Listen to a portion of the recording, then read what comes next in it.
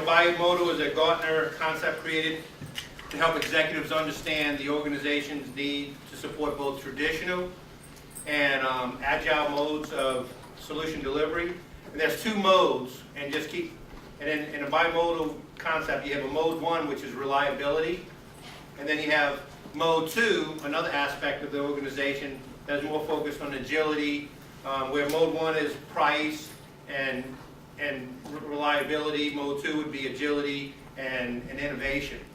So, and to share a summary from Steve Hilton, he suggested that another way to describe it is you can't innovate at the expense of reliability, and you must have reliability to support innovation, mode 2. So that's how they fit together. You have to figure out a happy balance there between mode 1 and mode 2, and it's harder for bigger organizations to be mode 2 than smaller. We have an underlying strategic initiative that is maintained by our IT organization and executives to remain at N-1. We've had that in place since last year. It's fairly new for us. Just to give you some concept of what that means, N-1 is a technical term that means that you're no more than one version away from the latest version of the application or technology.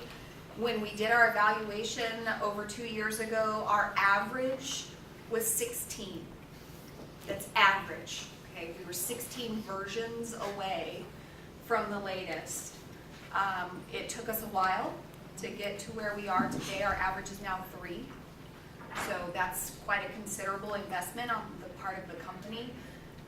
And in order to maintain that, they've had to have a sustainability model in place where it's funded and consistently updated, and there's monitoring that occurs to make sure that all of the applications are staying, all of the technologies, whether they're hosted, in-house, customer, otherwise.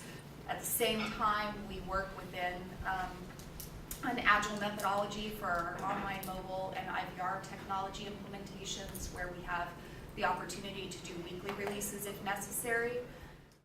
In our conversation, we came to the conclusion we had a lot of shared experience around this. So, for example, we were a direct mail company up until about a year ago. We sent everything on paper, and now we're going all digital. Wi-Fi on our ships is a much bigger issue than it once was, and we've refitted all the ships with better Wi-Fi. And we focus more on our website, focusing on videos to make sure that we're selling the experience with pictures, really, instead of the traditional kind of like fixed paper mailers.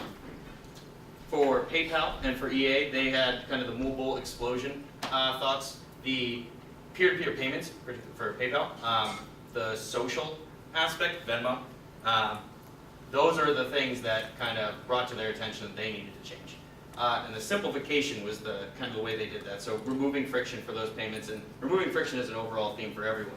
PayPal in particular, money management, just making that simpler, making it so that people didn't have so many barriers to using their services. And then for EA, integrating customer experience into their product. So basically, instead of having to log on a video game and go make a phone call, just do it right on my headset.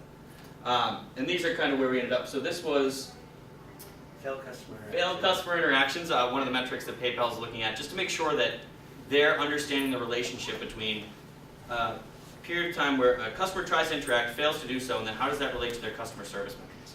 The 10-minute TPCs on our end, we're kind of learning as we go, but understanding the relationship between people who spend more than 10 minutes watching videos on our website and how they book.